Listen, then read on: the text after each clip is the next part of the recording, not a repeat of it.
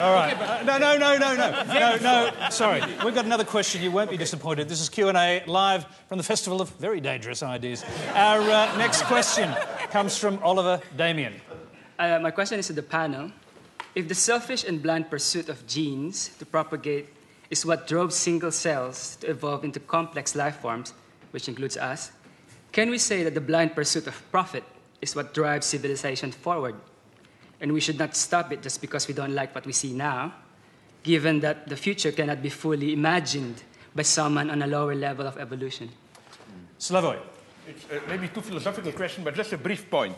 You know, we don't have time for theory now, I know, but, you know, people usually claim capitalism is egotist, just profit-seeking.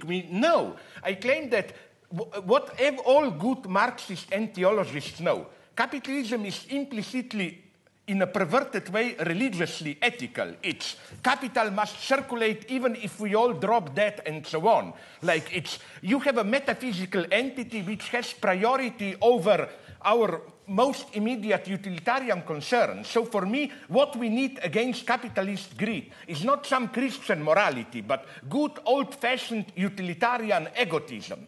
You actually calling for the return of Marxism, aren't you? I mean... that's another complicated question. But nonetheless, to answer not that so complicated stuff, you know, I will give you a prediction, very short, yeah, really. Okay. What, to the gentleman's question before, what will happen? What will happen, probably, 90%, not 100, is in Egypt a pact between the army and Muslim Brotherhood. It's already happening, yeah, Zizek. It's already happening. The deal would be, you Muslim Brotherhood get more or less ideological hegemony, we keep our corruption, and I guarantee you this pact will be blessed by the United States as force of continuity. The question was... 40% of the Egyptian army budget. To all of you. Yeah, it's good to be able to continue the previous question, but we've had another question. You said it was philosophical, and it is. It's actually about the nature of capitalism and whether it's actually the best way forward. Let's hear from Kate. The structure of a religion. Let's hear from Kate. One of the things politicians so frequently talk about is that there must be more growth, more jobs, means better incomes for people, means a house, means having a nicer life in a material sense.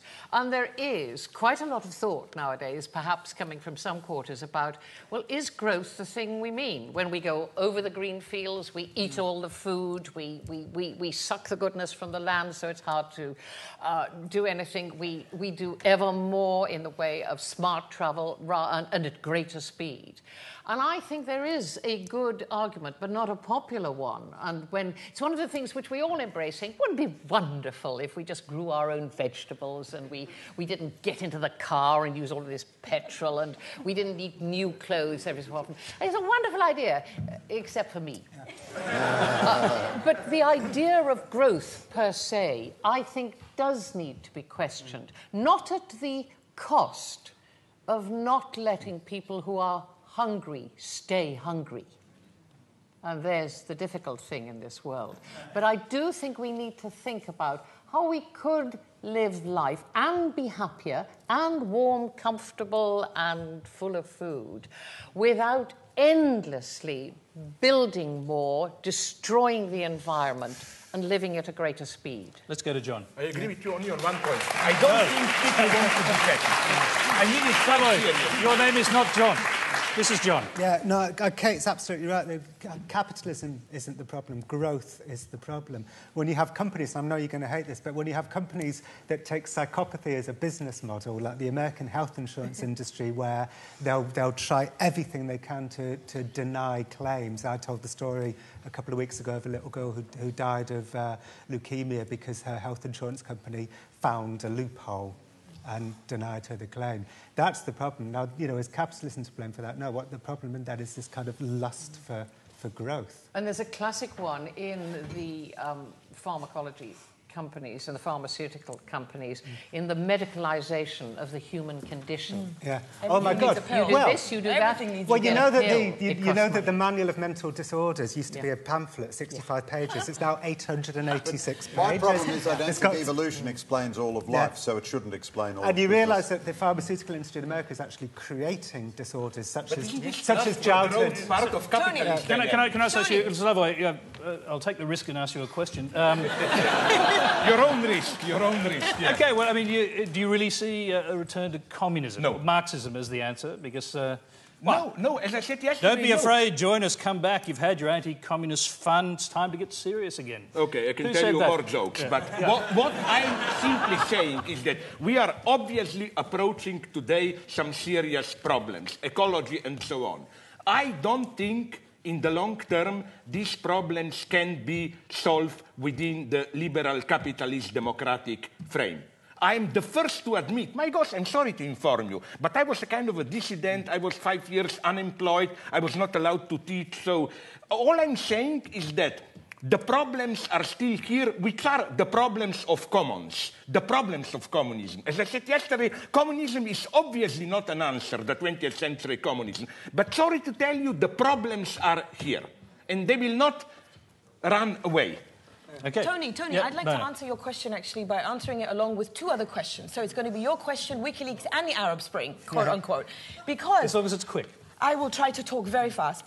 If you follow the hashtag Occupy movement that is spreading across the United States now, it started in New York on Wall Street as a reaction against corporate greed. And also some people were saying too much money invested in politics. How was it inspired? It was inspired by seeing people across the Middle East and North Africa rising up against their various regimes and chanting things like bread, freedom, and social justice. They're not calling for communism, but they're calling for a system in which everybody feels a part of, and they're not. In the United States, we have more than 40 million people uninsured. I spent 5 years of my life recently, because I began as a freelancer, uninsured. In a country where you break a leg, go to the hospital, and you're bankrupt. So it's spreading across the US because people recognize this. And I went to the Wall Street thing, and it encapsulated for me at the first day of the protest, where you had these kids on the street saying, "Where's my bailout?" And you had these rich men in suits and women in fancy clothes sipping champagne at Cipriani's and taunting the people on the street. And you're thinking, this is wrong. This is where it's wrong. All right, John, briefly, we have to wrap up. Can I just say that a psychologist called Philip Tetlock recently completed a 20-year study where he studied people like us, sort of pundits on television, people who had kind of strong opinions, and he asked them 28,000 predictions over a 20-year period. Anyway, it turned out that a flick of the coin would have been more accurate, so I just think we should bear that in mind. Okay, yeah, that's quite a good...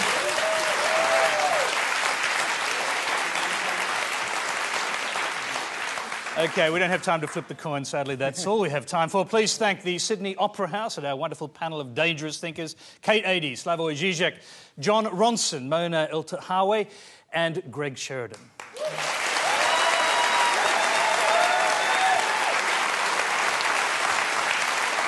Okay.